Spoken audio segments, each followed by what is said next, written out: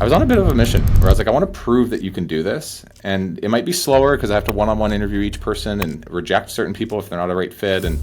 But I have to figure this, like, this has to be doable. We can't just keep doing it this way. Honestly, I did learn a lot. It's like my experience with that other organization and my, lack of being able to exist in the normal school system and trying to piece something together that.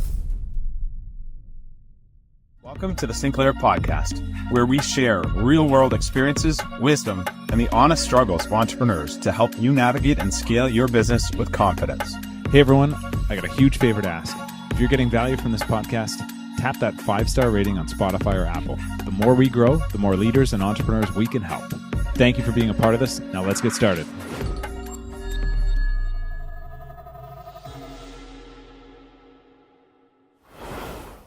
Today on the show, I'm joined by Danny Kerr, co-founder and managing partner of Breakthrough Academy. Danny spent the last decade helping entrepreneurs in the trades and home service space building better businesses. What started him with running his own contracting company at 18, scaled it to over 1.3 million by the time he was 20 years old, eventually led to the launch of Breakthrough Academy, which now supports hundreds of businesses and owners across North America. One of Danny's superpowers is helping owners get out of the weeds, build real systems, and create teams that can scale. His passion about turning chaos into clarity, making sure entrepreneurs aren't just working hard, but working smart. His journey is incredible. I had an amazing chance to have a call ahead of time. And Danny, I just want to start with thank you for making the time to come on the show. I really appreciate it. Stoked to have this conversation. So yeah, it was a great prepping with you as well. So thanks for having me. Me too. And we both, me especially, I have Aaron Shield to thank. And, Aaron, a long time Owen Sound connection. It's been cool to watch her through her career. And then sort of fast forward to her joining your team, and you guys have a past as well. Why don't you tell me a little bit about that before we get started? Yeah, I've known Aaron probably since I was 20 years old, maybe 18 potentially. I probably didn't know her too well at 18, but at 20, we worked together at College Pro Painters for a lot of years. So awesome. She was always kind of the super organized, superhuman to me. And yeah. I was just like one of the crazy ADD entrepreneurs running franchises and helping run, operations. And anyway, so I got to know her for a lot of years. And what was that, maybe 5 years? It was just over 5 years ago. Actually, right at the start of COVID. We had started Breakthrough Academy 5 years prior. She was on maternity leave, and I just called her and said, "You want to come do this over here at BTA?" And she did. She came in. She's now our VP of marketing. She's unreal to work with, and I feel very blessed to have her in my life, man. She's definitely the yin to my yang. She's the very opposite skill set than me. Yeah, hey, that's what you need, right? Totally. Well, listen, I want to unpack a bunch of things. I've got a whole list of questions, just things I wanted to go through today. Again, your story is very unique, very special. I think has so much to offer. But why don't you take me back to Abbotsford? You told me a story. I mean, you were growing up with your mom on welfare, and I think that's a really interesting spot to start. So. Sure. Yeah. That was what I knew reality to be at the time. So my mom had left my dad because he was growing weed in our basement. He was a drug addict. There was all kinds of problems when I was younger. So my mom had left my dad. She raised me and my sister, who's 10 years older than me, on welfare for most of her life.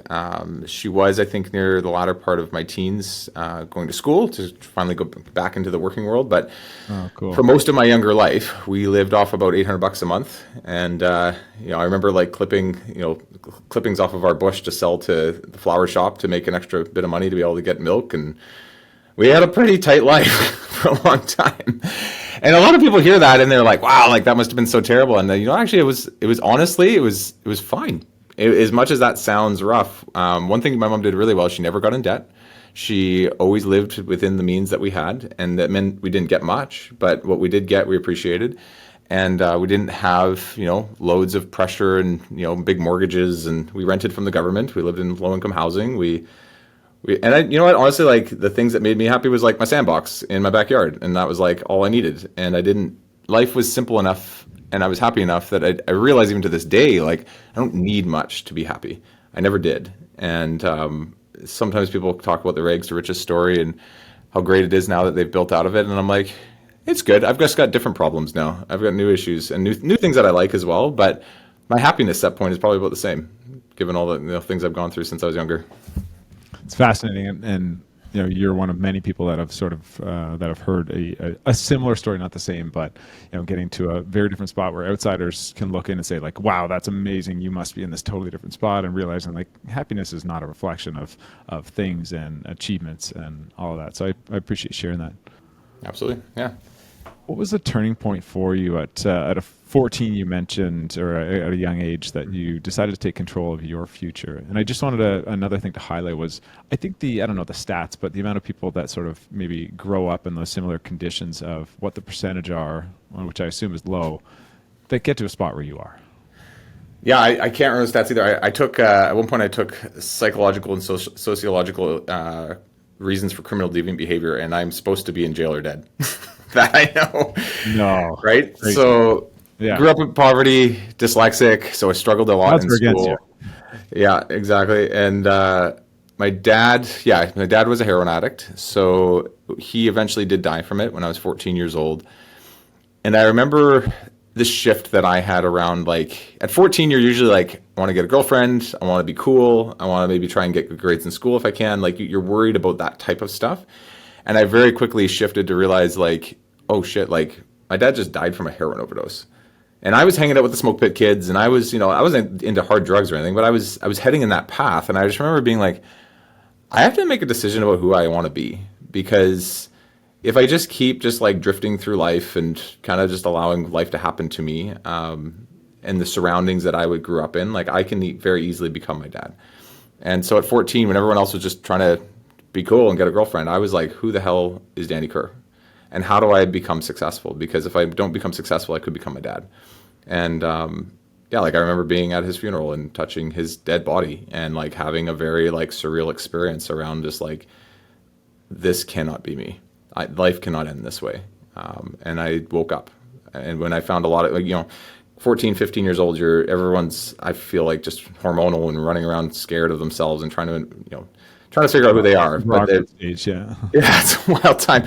I just had a lot more like intrinsic, deep reasons to really define myself. So I started with school. Like, I remember I was like, if I need to be successful, I need to be able to get better grades in school. Because of my dyslexia, I had failed grade 4 along the way, and just school was always my challenge around spelling and reading and things like that. And the first thing I did was just like, I need to understand what my teachers want. I suck at reading and writing. And I remember my English teacher, this was grade 8, I think, I said to him, he's wanted us to do Shakespeare. And he was like, I want you to write in Shakespearean, like a whole, whatever, essay on it. And I was like, bro, like, I can't spell or write in English. Like, how am I going to do this in Shakespearean? Like, this isn't going to work. And I remember just asking him, like, what is it that you want to get me to get out of this? He's like, I want you to appreciate who he was and what he brought to the world. I said, you know what? I'm pretty good at talking. Can I just go and do my own research and just stand up in front of the class and just give a talk on it? Because wouldn't that achieve the same thing? And he's like, absolutely, that'd be fine. And I was like, oh, I don't have to adhere to the way the world, what the world is asking from me. I need to go deep, understand deeper what the true purpose of things are, and I can go and do it my own unique dyslexic me way. And that really worked. And it's something, even as an entrepreneur to this day, I still take that approach of like, what is it that we're actually trying to achieve? And does it have to be done the way that everyone else is doing it? Or is there another way? And that really excelled my way of thinking. And I went from being a failing student to having a 4.0 GPA when I graduated. And I realized, like, I can be successful. I just have to be asking better questions and not adhering or succumbing to what society expects me to be. And I can go and define my own reality. It takes a lot of hard work. It takes a lot of like mental fortitude. I think at the time I had a lot of motivation, given that I didn't want to be like my dad. So I put that hard work in, and I was fairly stubborn and committed to it.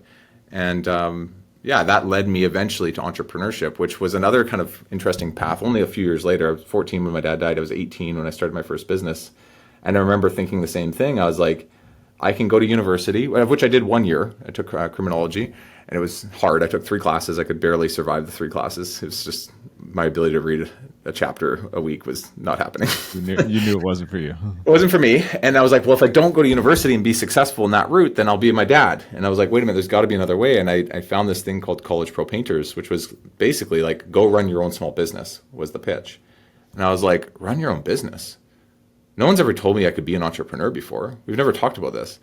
And it was this other path that was built more for me, which it, took a bit to discover that, but it's unique, I think, to want to be an entrepreneur. It's unique even more to find success in that, but it was exactly what I needed.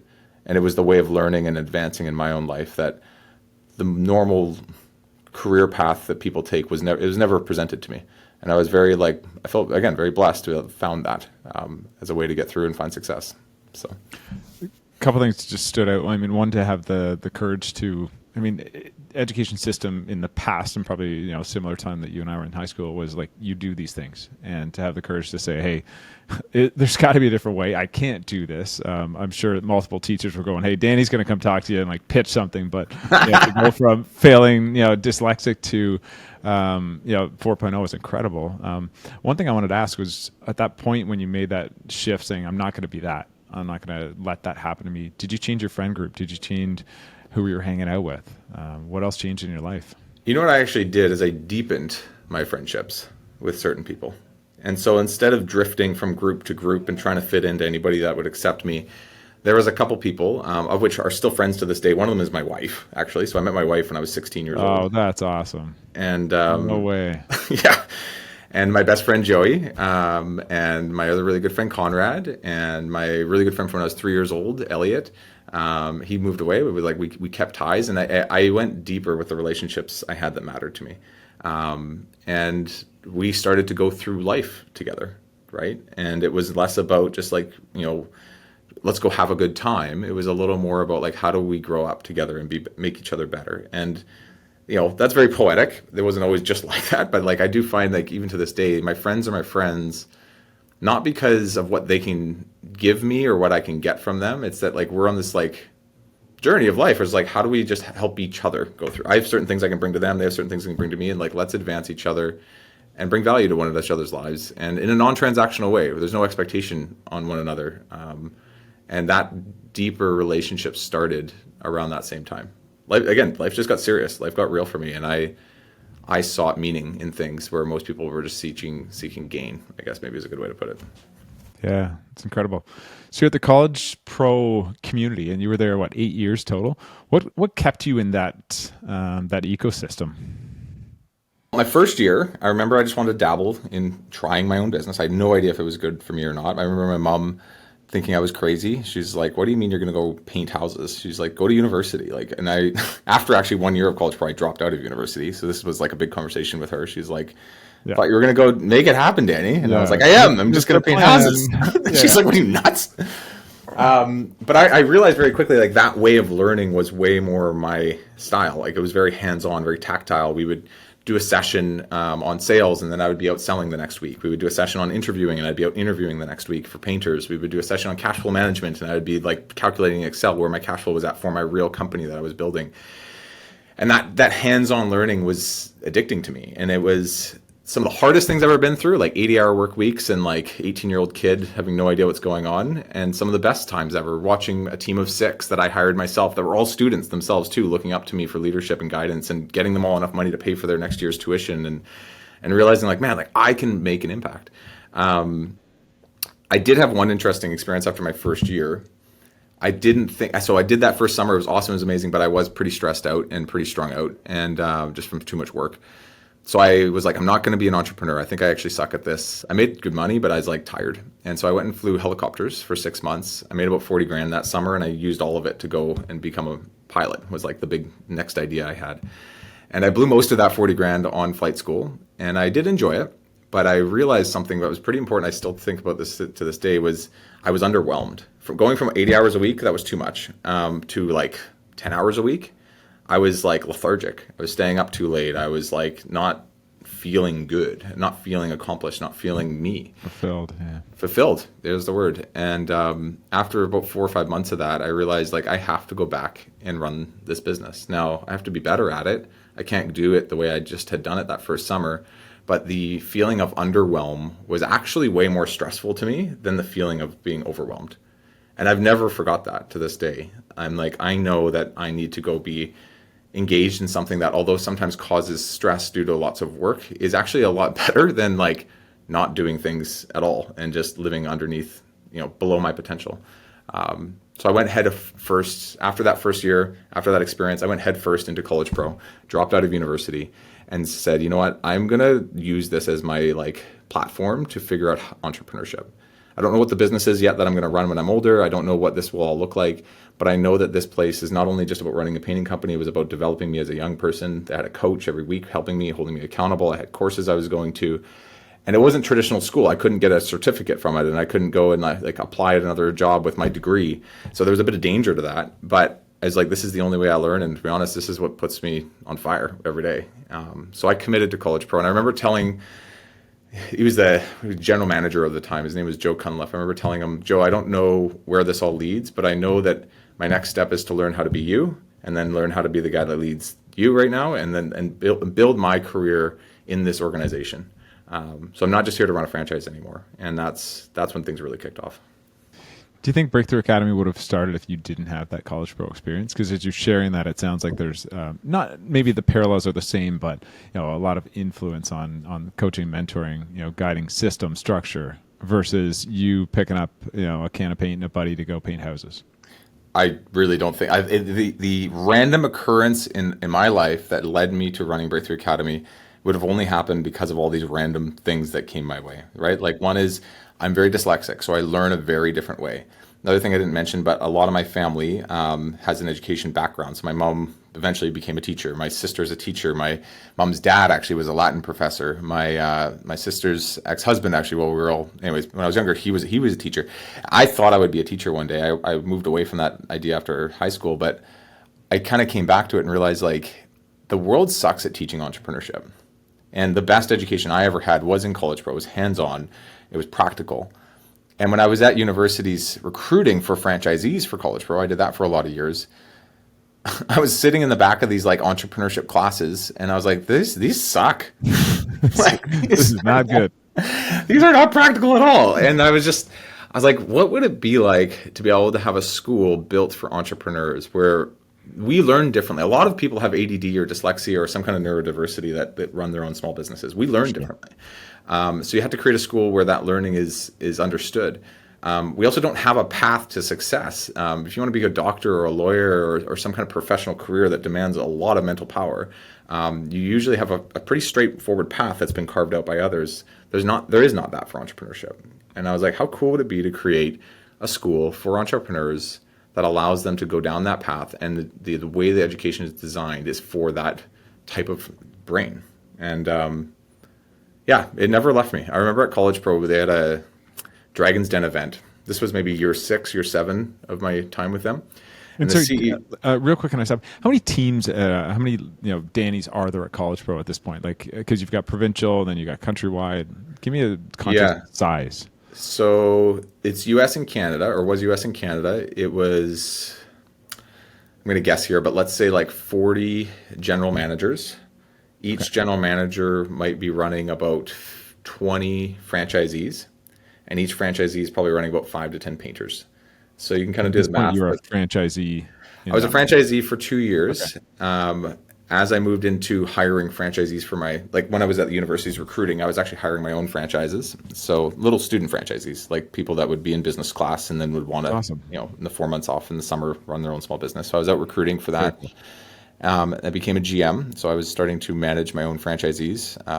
It's good you're slowing me down. I skipped a few things. Oh, that's good. I had about 20 franchisees a year that I would manage, and usually 2/3 of them were ones from previous years that I had kind of worked with in the past year. So I had kind of this cool relationship with them that I was building every year. And then we had about 150 painters under us that we were operating in the summer. So that was kind of my space. I was in Edmonton, so I had to move up there to do that. And I was 20 years old, 20 to 23ish. I was doing that, and I was at 100 painters underneath my command. Incredible experience. And at that time, you're making pretty good coin too. I was making good money. I wasn't making great money. I went from being a franchisee to working for corporate as a GM. And when you do that, you don't get that same level of like unbelievable, like I'll go make my own destiny, but I was learning a lot. And I remember that too. I was like, I'm going to probably take a pay cut actually by going from the franchisee role to the general manager role. But it's worth it because I need this education and I'll use this later in my life. So, okay, cool. And one random on the painting. How long does it take to get someone up and running to like actually say confidently, go paint this house? Paint a house? We did mostly exteriors because interior is its own beast, but we used to do a 1 week intensive called Hand in the Can. So, That's awesome. Hand in the can. hand in the can. And so Okay. you take a cohort of 5 to 7 painters and you run them through a pretty grueling, 5 to 7 day pace of preparing for a job, prepping a job, first coat, second coat, trim work, caulking, spackling, anyone who's painters, all the technical things. And you have like a process for each thing you teach them. And every day it's pretty like 7 a.m. to 5 p.m., 7 a.m. to 6 at night. You keep them going pretty heavy and hard. And you That's teach them. great. Yeah, you teach them 'Cause I'm quick. just picturing like college students, on the It seems like summer a disaster. partying, painting high-end houses. Like, yeah, it does. That helps fill in some context there. Yeah. So yeah, and for good or for bad, and this is to the point I was about to make, was the business of college pro painting. We served our market. I won't say we were a bad painting company, but we were okay, and we were never going to be great at the craft of painting because of what you just asked about. We have a bunch of young students painting houses for the first time. But what we were world class at was teaching young people to run these businesses. And they had just invested so much into the education and the path of how to do this. And it was a 45-year-old business by the time I got involved in it. So they had refined the steps for a young person who knew nothing about business and nothing about painting to have them up and running within a few months to run their own small company. And I realized, like, man, these franchise systems that are taught internally as a necessary evil to have operational proficiency per young student franchise are things that the rest of the world never gets to see. And how cool would it be to create that franchise level support and education, but for non-franchise businesses? And that was actually a pitch I gave our CEO a couple years before I had left.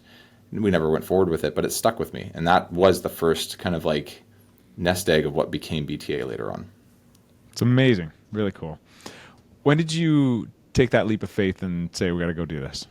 It was in 2 phases. It's not as movie-esque and picture perfect as I'd like to admit. It never is, right? So I was 26 when I left. Yeah, 18 to 26. So that's the 8 years. And I was thinking about going out my own and actually starting something like Breakthrough Academy. All I knew at the time was like I should be a coach. I should be like a GM like I was to my franchisees, but I should do it for other entrepreneurs. But I chickened out. I was like, I'm 26 years old. What do I really know? Do I actually have the chops to do this? All I know is what's inside College Pro. And so I went and worked for somebody that ran like a entrepreneur training class in Surrey, British Columbia. And it was so eye-opening to me. I was like, this kind of sucks. This is kind of cheesy. We are putting high-pressure sales on people to make decisions to buy from us that I don't actually honestly think should be an entrepreneur. And this was small businesses, like people that were mortgage brokers, working in multi-level marketing. A lot of people just really struggling to even know if they could sell a job or a very early startup situation. 20% of my one-time course, a sign up for X amount of time and training. So he had one-time courses. I came in actually to build an accountability process for all of his students, so that we went from just like random education to bi-weekly cadence of goal setting and review and group meetings. And so it was called the Best Mindset Group, actually, if you want to know what it was called. And 20% of my students were amazing. They were entrepreneurs. They really soaked up what we were teaching, and they really wanted it and were implementing and getting success out of it. The other 80 weren't. And I realized we were selling too much to the wrong ideal candidate or wrong ideal customer.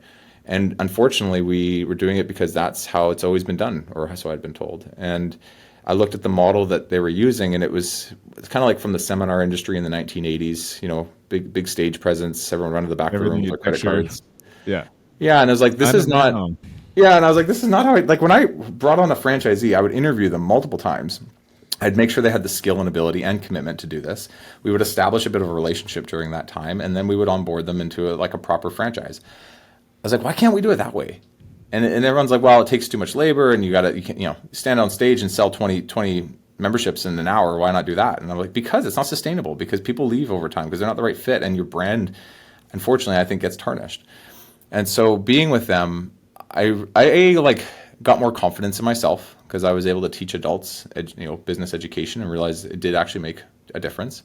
But B, I also got a bit of a disdain for what we call the seminar industry. And I was just like, man, this industry's old and antiquated and it's cheesy, and we're missing real, tangible education, real tangible accountability, and just like a commitment to doing it right versus a commitment to just trying to grow and get more students.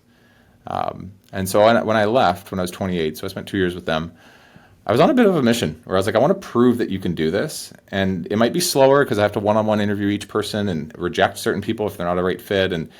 But I have to figure this, like this has to be doable. We can't just keep doing it this way. And so, yeah, at 28 is when we started BTA, and it came from my experience at College Pro. It came from, honestly, I did learn a lot. It's like my experience with that other organization and my, lack of being able to exist in the normal school system and trying to piece something together that became BTA. So Incredible. How did you and Igor, your business partner, connect? College Pro as well, yeah. And there's also James, there's another partner as well. Yeah. But Sorry. we all three used to work together in College Pro Painters. So Igor was running parts of British Columbia. I was running parts of Alberta. James was actually overseeing both of us at one point, so he was actually our boss. James had left, went and did some real estate development work. Igor eventually left, and he went and started a franchise, something called Shack Shem Window Cleaning, which got purchased by O2E Brands, the same umbrella company that owns 1-800 Got Junk. And then I eventually left and went and did that training thing for 2 years. And so when this idea was starting to come back to life, I remember sitting down with Igor and just being like, dude, I really want to do this, but if I'm very honest, I need your type of brain to really build this effectively. I need a more implementer like skill set to do this well. And so very quickly, like Danny was the promoter, visionary idea guy. Igor was the implementer, back end builder guy. And it was magic working with him. It felt like my ideas that I've always had didn't get muddled as they went through implementation. They actually got more refined and more strategic and more, like perfectly built, I guess you could say. I always described it as like I'm busy running through North America with a shovel, digging dirt and like making massive holes. And he's taking that dirt and making it into nice little squares and making everything perfectly refined on the back end. And I didn't have to worry about it too much. And so, yeah, we've been working together for 10 years, but I met him at College Pro, and James as well at College Pro. James is head of our coaching team and oversees basically like all the implementation of processes for our members and students and works with a lot of our coaches. Igor is, I would say, like acting CEO. He's about to take that role, actually, officially. And I am more the sales and marketing guy, so I oversee revenue ops. So yeah. That's awesome. Sounds like this, again, beautiful blend of taking the strengths of each person and the divide and conquer model. So totally. 1 + 1 + 1 equals a lot more than 3 in that case. Equals BTA. Yeah, exactly. So, I mean, 10 years in, like, what have been some of the biggest highlights for you when you look back at the last decade of building this incredible company, helping so many other entrepreneurs build their dreams and, fulfill their success, or whatever you want to say? Like, what have been some of those biggest highlights for you? There's a massive realization that you actually can go create your own reality. And that's something that I think each person individually has to find for themselves. But especially when I was younger, there's this hope or idea that, again, going back to my really younger years, like, how do I be successful? And then you're kind of like, I'm kind of figuring it out, but is this actually going to happen? Am I actually good enough? Could this actually work? And you self-doubt yourself a lot. And probably about 5 years into BTA, I remember being at one of our conferences, watching one of our members get something called the Turnaround Award, which is their ability to turn their business and life around within that 12-month period, and the story behind it. And this was one of our members who was basically facing bankruptcy coming into Breakthrough Academy, was working out of a C-can and was barely able to rub two pennies together. Not only did we bring him in, but at one point we also had to stop charging him because he couldn't afford our services. But we chose to stuck with him anyways. And a year later, he turned the whole business around. He was making profit. He bettered his life. And I was just crying in the back corner because I was just so proud. I remember bringing him in and just being like, I don't know, man, but like, we're going to go and do everything we can to help you. Yeah, we're going to do our best, but we are going to go to war with you. That's incredible. And a year later. Yeah. And I had to go up and talk next, and I was just crying, and I just started bawling in front of everybody and being like, I can't believe this is real.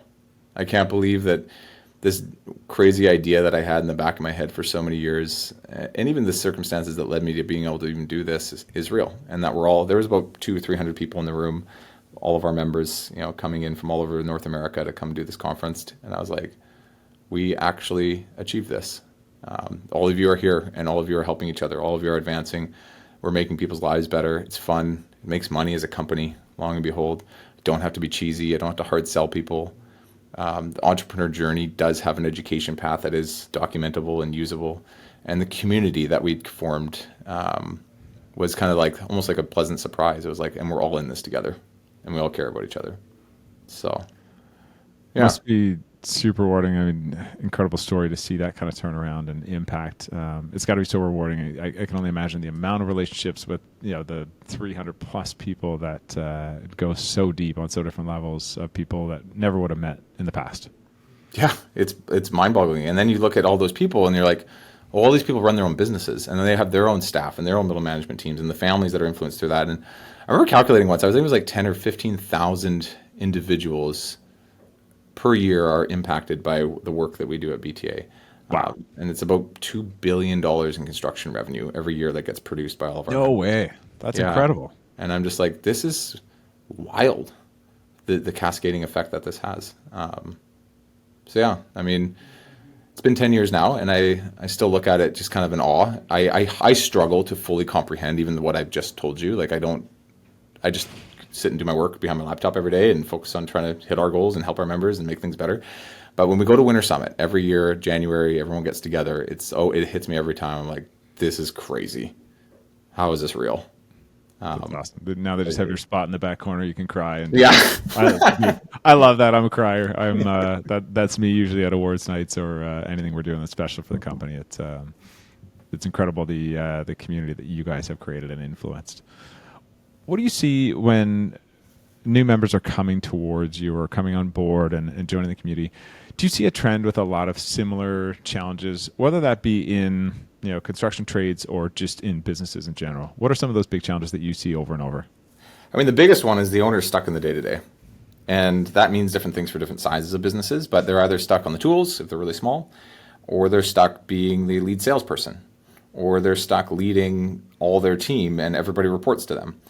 And they're probably doing a bit of their own financials, and they're probably, like I said, selling some of their own work, and they've got their hands in like 6 jobs. And that happens 80 hours a week doing it all. Yeah, or 60 or 70, but it's not very sustainable, right? And what's different about when I was younger working 80 hours a week is these guys have families. They've got kids, they've got wives, they've got interests and hobbies, of which a lot of it they've kind of put on the wayside for sometimes years, because I've had members who's like, I've never taken a vacation. I haven't taken a vacation in 5 years. And then we do BTA, boom, we can get them on their first vacation in 5 years, right? Stuff like that. It's awesome. Because they get their hands in everything. And I understand it, because I also do this. Like I like to help our business do well. I don't always know if I give it off to somebody right away if they're going to be able to handle it. I like to feel meaning. So I'll like to feel busy. So I'll get busy doing things. There's an ego to like, I could do this better than them, so why would I give it up to them? There's a fear of cost of overhead. So it's like, I don't really want to hire that production manager because that's going to cost me 80 grand a year. And how am I going to afford that? And so like a lot of them, they're stuck doing too many roles and haven't well defined how to get out of that and build their organizational structure and roles appropriately and hire effectively to remove themselves of that. And while doing that, make sure that the company can financially grow and sustain itself. And there's a bit of a fear, a block around that. And it's not that they haven't done it or tried it or are in the process of doing it. I think it's muddled and it's not well developed, that path. Is there a specific time frame that it takes for you guys to really, have a full impact, turn someone around, get them sort of out of the weeds and into that spot where they're having more vacations, enjoying the business more, at home more, whatever that looks like of success for them? What's that time frame? Everyone's a little different, but I do find it's kind of stages. Like we'll spend the first year with them teaching them how to do proper financial budgeting and job costing and tracking of sales and production metrics, getting a dashboard set up so they can actually see their goals versus their actuals, where their company health is on all levels, getting a bit of an org structure in place, starting to get some roles hired that can replace them from some of the stuff they do. So that's kind of the first year. And I find their second year, they're refining a lot of that. These numbers they're tracking actually make their way into goals that they set with their staff. Their staff now have more motivation behind what they go to achieve and take care of. That production manager they hired last year is now getting more proficient and taking real load off of them. or that sales manager or whatever it is. They're starting to see the pattern year over year. We usually set a strategic plan with them in their first year, but it's not as meaningful because they don't know what to set goals on yet. Their second year, they're now more informed and they're setting more strategic goals that they're actually executing on and having quarterly reviews on. And they're just becoming more militant in their processes. And I find they'll start to see, I would say, like some good success in their second year. And then the third year is kind of this like cherry on top crowning achievement for a lot of them, where it's like, I've now done this for 3 years. I fully understand my organization. I can see the ins and outs. We've grown it to the point where, a lot of this is off my plate now, and I can finally like manage my people and lead my organization and not be subject to it. Sometimes it takes 5 years. Some people take a little longer to get all those things I just mentioned rolling. But we're with them through all of it, which is kind of neat. Like, we don't just teach them in a course and send them off on their way. Like, we go and put our sleeves up and work with them until this stuff is fully in place. That's awesome. You mentioned not just in the previous sort of sales course that you were a part of where they would just take anyone, but I assume and I think gather from what you told me is you guys you're not for everyone, and you're not accepting everyone into the community because of capacity and for a lot of the reasons you mentioned before. How do you manage that where you keep it still a small community, but to be able to offer tons of value still? It is the biggest challenge of our organization. The thought early on was like, how do you create like expert level business education and transformational experiences for entrepreneurs, but do it in a way that's actually scalable? Because one of the things we noticed early on was it wasn't that nobody has done this before. People do this all the time, but they're usually a coach with 20 of their own members, and that's how big they get, right? They kind of stay to their size. Yeah, capacity. And then you see the opposite, which I described earlier, where you go and you have hundreds of people in a room and hundreds of people just joining every day, and it becomes a machine that becomes fairly impersonal, and the education gets watered down in a lot of ways because people are in different industries and completely different places and spots in business. So everything has to become very high level so that it's a little bit applicable to everybody. And so we were like, well, if we niche down into contracting and pick our trades that we're going to work with, we can build things once well for them to the nth degree, like every SOP, every role, every part of every role. And so when we teach this stuff, it can be hyper relevant to all the painters that we work with, to all the landscapers that we work with, to all the construction workers that we work with. And we can go deep into the details with them and create value by just doing things once extremely well for a very niche down group of people. If we can pick the sizes of businesses, so often it's like 1 to 10 million is kind of our ideal range. There's a predictable journey and path that they all go on that we can guide. And that way, when we're putting them onto an education path with us, it's not like a random hodgepodge of material they get. It's like a very strategic, like, we're going to build the budget first, then we're going to build the KPI dashboard. Then once we're done that, we're going to get you an org structure where everybody has a role or a number they have to achieve in their role. Then we're going to build the job descriptions out of those numbers. Like, it's a well thought through, premeditated implementation path, because the members we work with are in the construction industry, contracting industry, and they're all between 1 and 10 million. And by keeping it to that space, you really can create a ton of value while still scaling up your organization because the patterns of them are all the same. When does it not work for someone that they leave or you have to ask them to leave? So there's two things. One is, we talked about it earlier, but their own time and commitment to that time. I always say to everyone, it's probably about 5 hours a week working on the business to get this thing moving properly. And there's a lot of people that want to and hope to, and maybe in their off season can, but that commitment does take real work, and being able to pull away and have the phone not ring and disrupt you, and missing meetings or coming into the meeting when you're driving in your truck on your phone. And I've seen it all. Like, to actually have time to focus is a real discipline thing. And so we'll see often people start with us and early, within 3 to 6 months, have to bow out because they just can't make the commitment to the time. And the other one is attitude. And that's something that our assessment team really does screen for. Actually, they screen for all these things. And it's hard because sometimes their attitude is hard to fully judge within a couple hour meeting, right? So we do a 6-week course with them as well. We see their commitment, their ability to show up, how they contribute to others, how they share, how they take feedback, their openness to coaching and development, their commitment to implementing what they say they will and working on something within a 2-week period and coming back with it done versus having done nothing. And a lot of that is attitude, and it's like an openness and willingness to make change, which, I think somebody has to be at a certain place to want to do that. That's an internal motivator that we can't force on you. So, for sure. And I'm sure you see the signs early on of that too. We do. We see it. Well, we see it as early as the first call we make, and sometimes we'll back away or tell them that, hey, it's not the right time for you. Sometimes we don't catch it every time. We'll see it in the first 6 weeks of working with them, and we'll say, hey, let's not continue until you're really ready. And sometimes we'll see it in the first 3 or 4 months, and that's when the coach is with them, and they can start to make that call with them if need be. So, right on. There was a quote about you and your partners, and it was, "I'd follow these guys off a cliff." I think it's a great quote, and yeah, it tells me a lot about, without even knowing you prior to this, about how you guys lead, how you take care of people. And I would say that holds true within your team and within this community. Intentionally or unintentionally, why are people saying that? Because we will go to war with them. And, to build something where you don't rely on the transaction to bring the value. You bring the value because you rely on the relationship. It's like, I care about you. I care about your story. I care about your life. I care about your family. I care about what matters to you as a human and as an individual. Mm-hmm. And I care about that because I want someone to care about that with me. Like I want that same deep depth and relationship with the people I work with.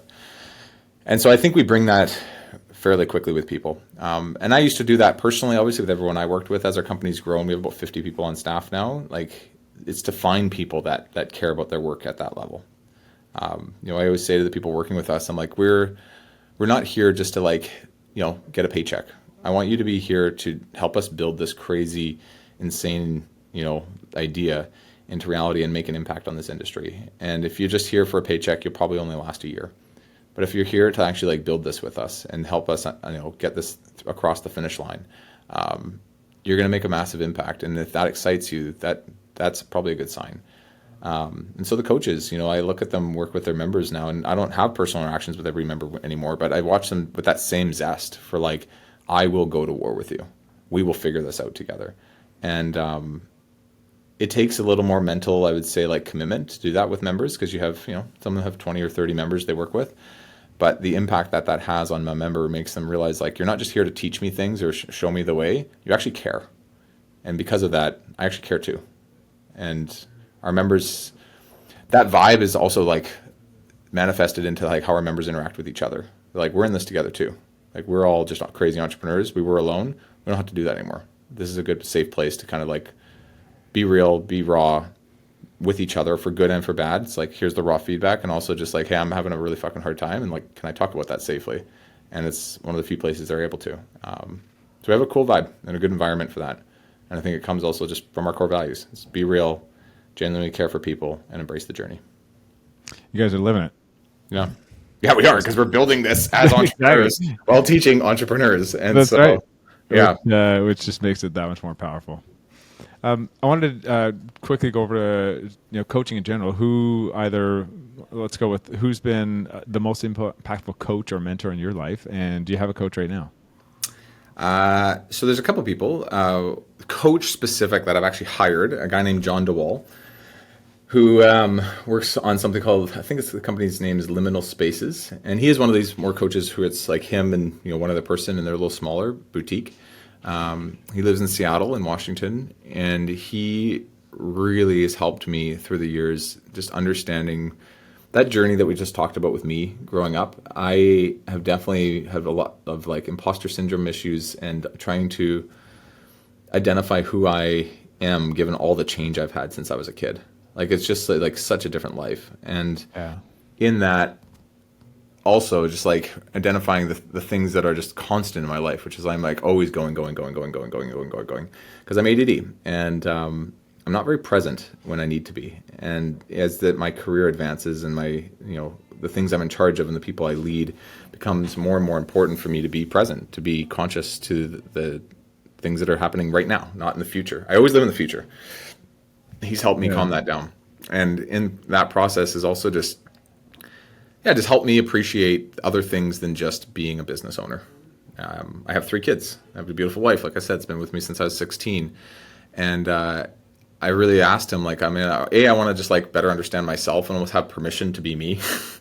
Because I don't know, anyways, I've just grown up so much, or things have happened around me so much as I've grown up. I need to identify myself. And in that, I want to feel calm, and I want to feel present, and I want to feel secure in who I am.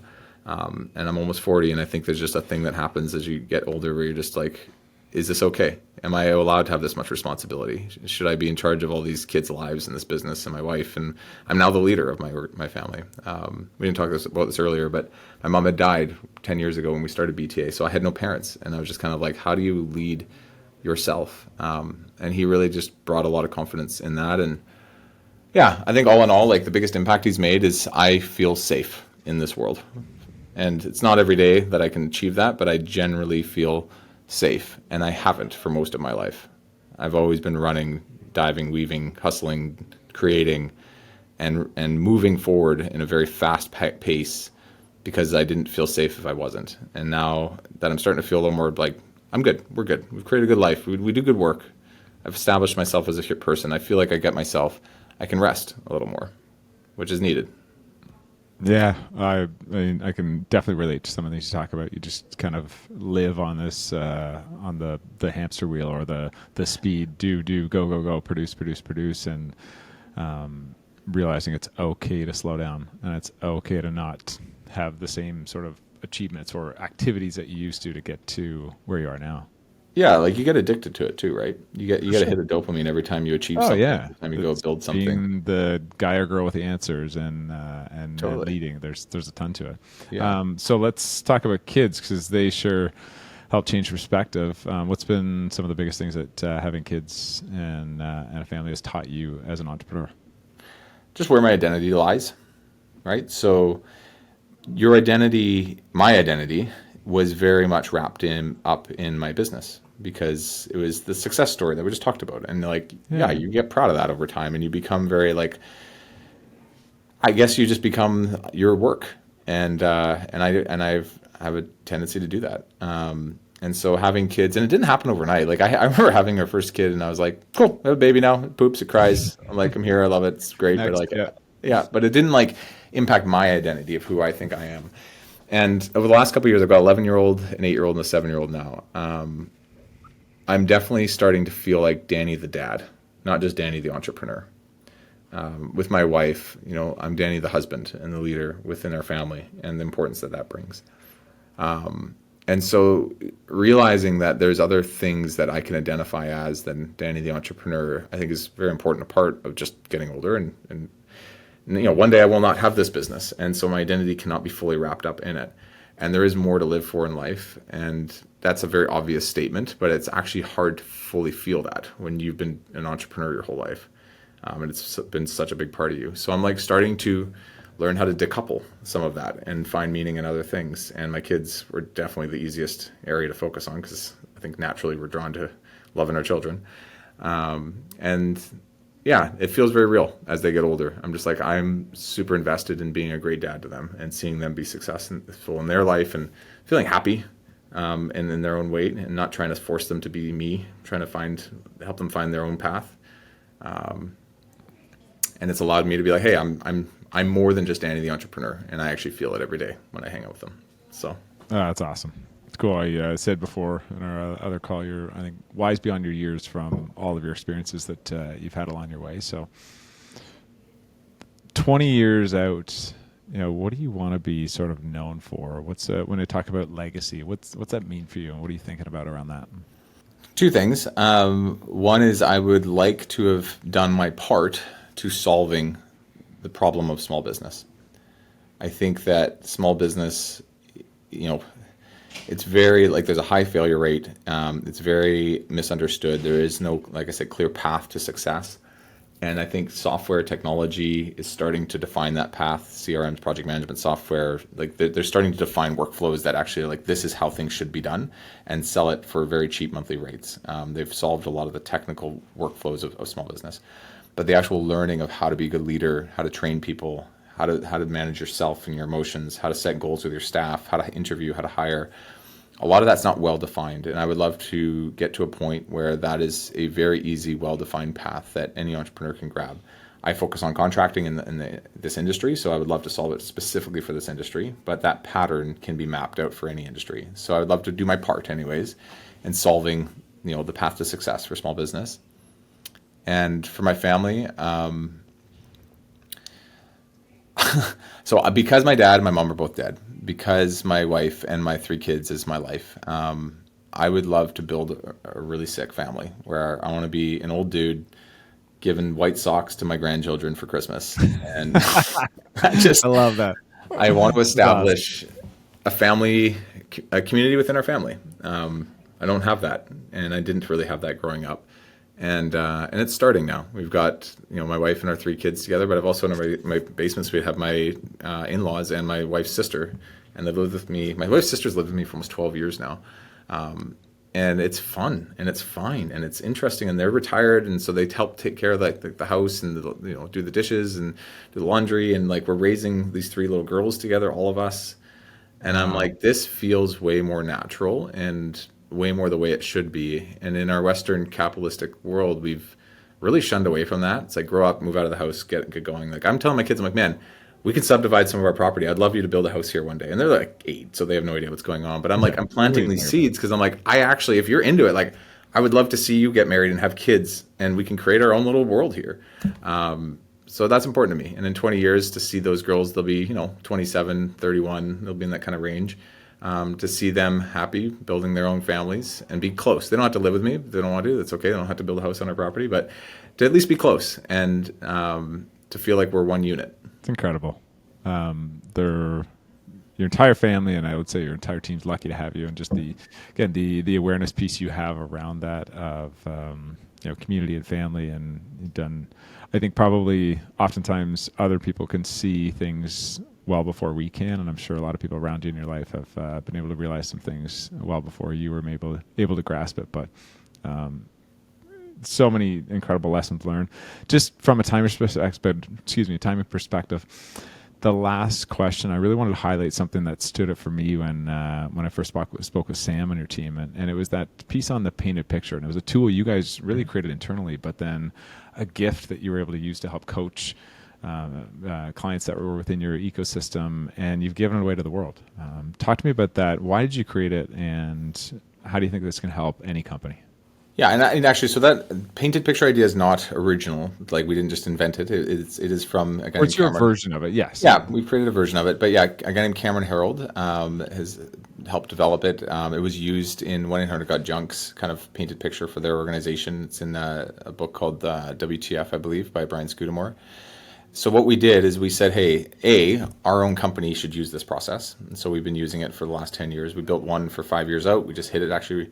And now we've got another one that we've just built for our organization. But here's the best way. It's a speech, essentially, that you would like to give an address to your team in 3 to 5 years from now, with all the finite detail of what the organization looks like, what the brand looks like, what the office looks like, who works for them, who works for you, what departments are active, what's going on with your market, with your customer and your marketplace, how production's going.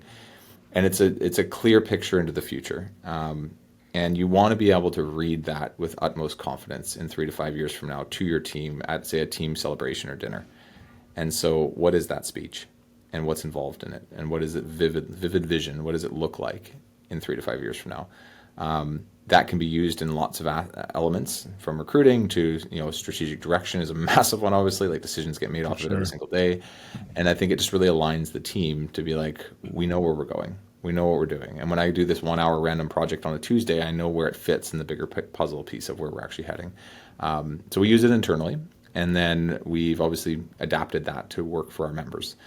So I think Aaron, Sam, actually on our team, took a bunch of time to distill the process and the steps revolved around doing it, and create a really good walkthrough manual with example files and templates, and so that our members can also create it for themselves. And beyond just the concept of what I've just described, really walk you through it so that you can create one and then bring it to your team and create some sick alignment for the next 3 to 5 years as you guys go build something cool. So it's cool. I've always said people want to be a part of something bigger than the day-to-day of what they're doing, even the month-to-month or year-to-year. So I think it's a great tool that, again, you've sort of repurposed and been able to share with a lot of others. So love it. Cool. Yeah. Danny, thank you again from the bottom of my heart. It's been a pleasure, having the time with you, getting to hear your story. It's inspirational. There's so much value there and great points. So I want to thank you again for making the time to come on the show and just sharing from the heart. So it means a lot. Happy to. Yeah, thanks, Chris. It was good hanging out. Good getting in my Awesome. world. Nice. Love it, Danny. All right. Thanks, man. I appreciate it. See ya.